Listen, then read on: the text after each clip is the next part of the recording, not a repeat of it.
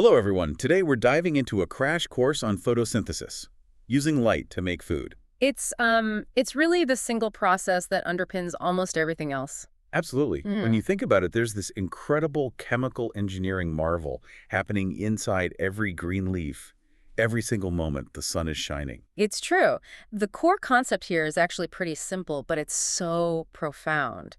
Life on Earth is, well, it's fundamentally solar powered. Okay, so let's break down that power structure. We can start with the photoautotrophs, the self-feeders. Right. Think plants, algae, even some bacteria. They have this unique ability to take light energy, carbon dioxide, and water, and just convert those simple things into complex sugars and oxygen. They're the producers. I mean, the sole producers for the entire biosphere. And if they're the producers, then we, humans, animals, Mhm. fungi, we're the heterotrophs, the other feeders. And we are completely dependent on them. It's a locked-in relationship. We need them for every single calorie of food that fuels our bodies. And crucially, for the oxygen we need for our own cellular respiration. The plant does all the hard energy uphill work so everything else can function. And it goes way beyond just food and air. I mean, think about our civilization. Oh, for sure. Materials like cotton, wood, paper. Even fossil fuels. That's just ancient, stored solar energy that was captured by photosynthesis millions and millions of years ago. It's the planet's original energy currency. It really is. So to understand how that currency is made, Yeah. we have to shrink down and go inside the factory. And that journey, of course, starts inside a leaf. Right. We think of them as simple solar panels, but they're so much more complex. They're highly specialized organs. If you were to look at a cross-section, you'd see the action is all concentrated in that green tissue inside the mesophyll. And that's the main assembly area. Yeah. A typical cell there might have 30, maybe 40 chloroplasts inside, these tiny production units. The whole leaf is also brilliantly set up for supply chain management. You have the veins, which are like highways. Bringing water up from the roots. Exactly. And just as important, they export the sugar that's been made out to the rest of the plant. And then you've got the gates, the little pores called the stomata. They're in charge of gas exchange. CO2 comes in, O2 goes out. So let's go even deeper now into the chloroplast itself. This is where all the machinery is, and it's a perfect example of structure dictating function. You've got the outer and inner membranes, which are basically the factory walls. And inside there's this thick fluid called the stroma. That's the main assembly floor. That's where the sugar gets built. Suspended in the stroma, you find this really intricate system of membranes, the so-called solar panels. These are the thylakoids. They're interconnected sacs, and they're just packed with the chlorophyll pigments that actually capture the light. And they stack up like coins, right? Into structures called grana. Yeah, and that's just a brilliant architectural trick. It maximizes the surface area for capturing as much light as possible.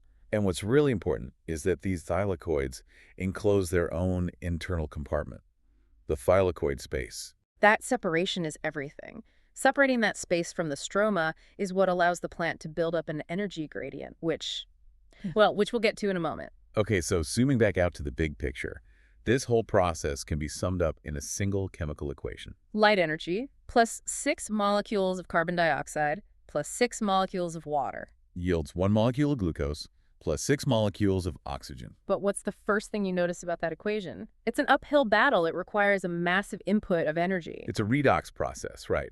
A reduction-oxidation reaction. Exactly. The water is oxidized, it loses electrons, and the carbon dioxide is reduced, meaning it gains electrons and hydrogen to become sugar. It's the complete opposite of cellular respiration, where we break sugar down to get energy out. This is all about storing energy. It's the ultimate act of reducing carbon. And this energy storing process happens in 2 linked stages. First up, you have the light reactions. They happen on those thylakoid membranes we just talked about. And they are, as the name suggests, totally dependent on sunlight. This is where the energy is captured, water gets split, O2 is released, and the plant makes its energy currencies, ATP and NADPH. Then you have stage 2, the Calvin cycle. This happens out in the stroma fluid. And it takes that ATP and NADPH from stage 1. And uses them to build sugar molecules from the CO2. This is what we call carbon fixation. There's a really cool scientific side story here.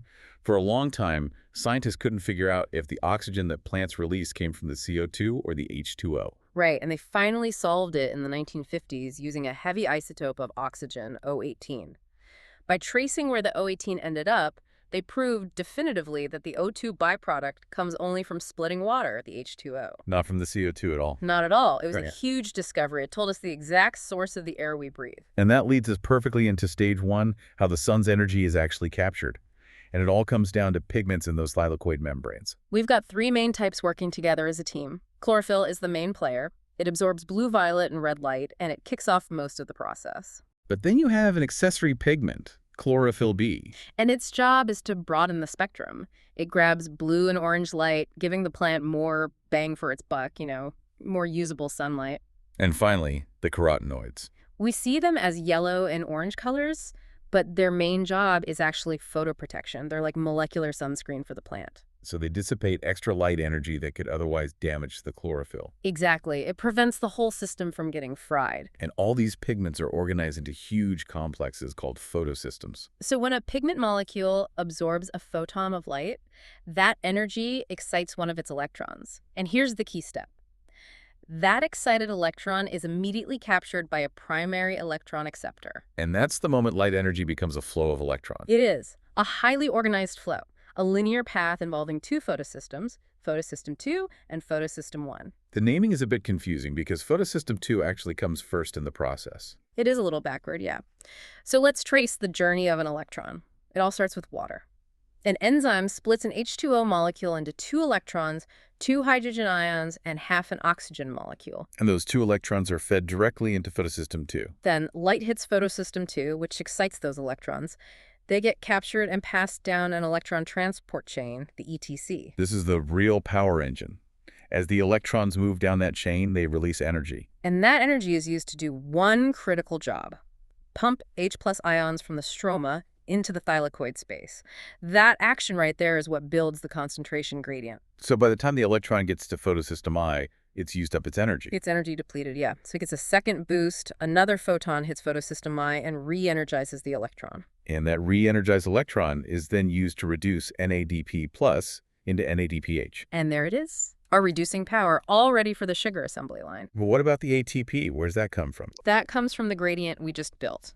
The process is called photophosphorylation. It's basically chemiosmosis, but in a chloroplast. So because the ETC pumped all those H+ ions into the thylakoid space, that space is now packed with positive charge, high concentration. Right. And the stroma outside has a low concentration. That difference is pure potential energy. It's like a dam holding back water. And the only way for those ions to get back out is through a special gateway, an enzyme complex called ATP synthase. Think of it like a tiny molecular water wheel or a rotary motor. The flow of those H+ ions rushing through it provides the power, the sheer force, to synthesize ATP from ADP and a phosphate. It's one of the most elegant energy conversion systems in all of biology. It really is.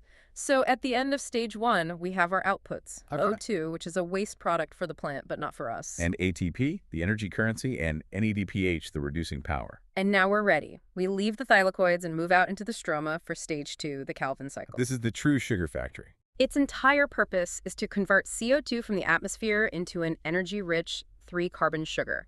It's called glyceraldehyde 3-phosphate, or G3P. And that G3P becomes the building block for everything else. For glucose, for all the other organic molecules the plant needs to build.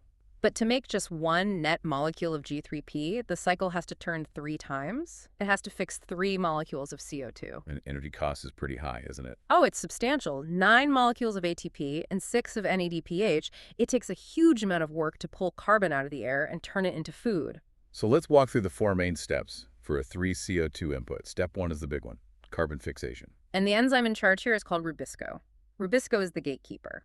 It grabs the 3 CO2 molecules and attaches them to 3 molecules of a 5-carbon sugar, RoBP. Which creates an unstable 6-carbon compound that immediately splits. Right. It splits into 6 stable 3-carbon molecules. Okay, step 2, reduction. Here's where that energy investment pays off. Energy from 6 ATP and electrons from 6 NADPH are used to reduce those 6 molecules into 6 molecules of G3P. Step 3 is the easy part, release. Yep.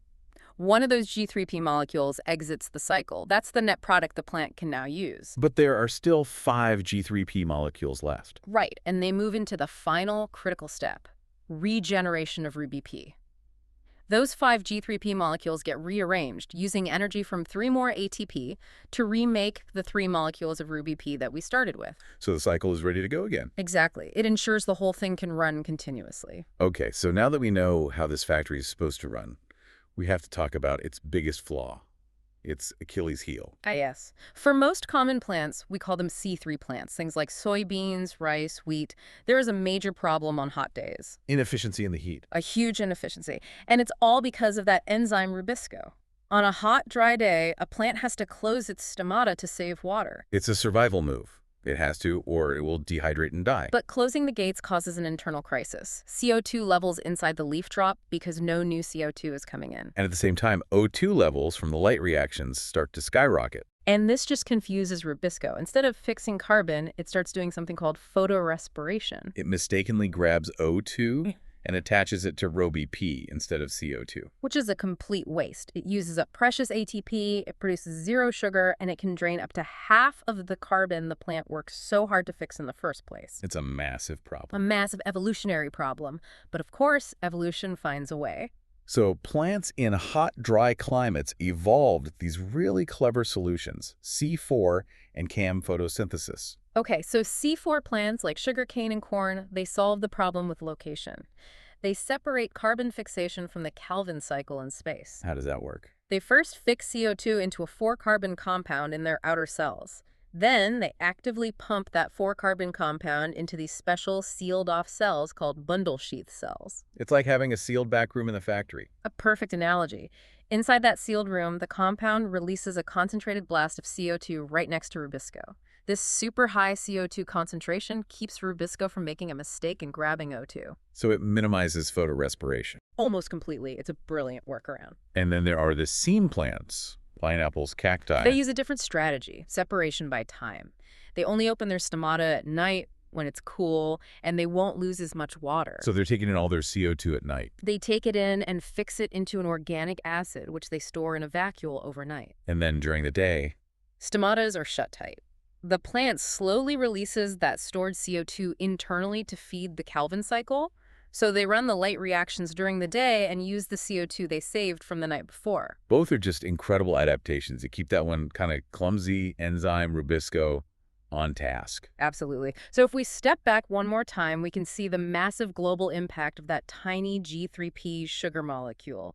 What does the plant even do with it all? Well, about half of it is just burned as fuel right away for the plant's own cellular respiration. And any excess gets stored as starch. That's why we have things like potatoes and grains. But the biggest structural use is linking glucose molecules together to form cellulose.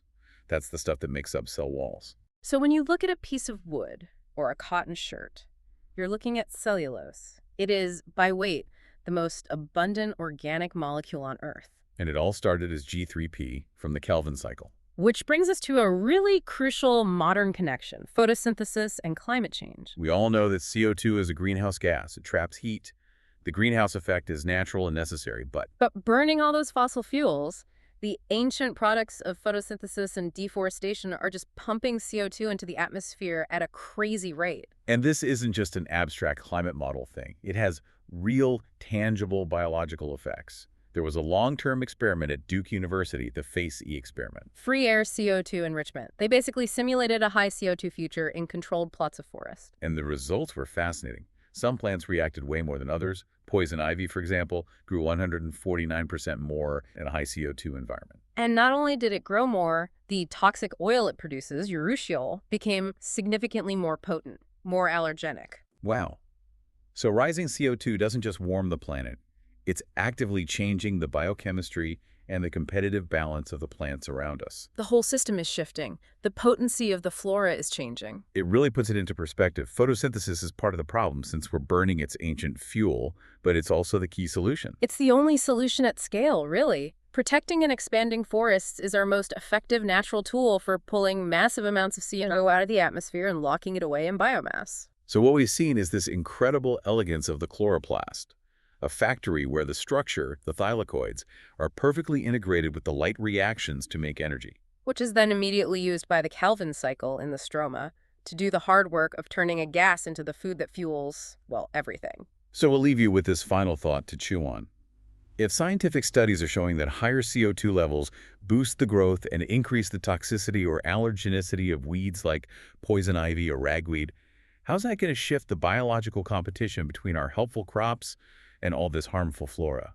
And what kind of new complex challenges does that create for global agriculture, for human health, and, for food security in the future? Something to think about the next time you look at a simple green leaf.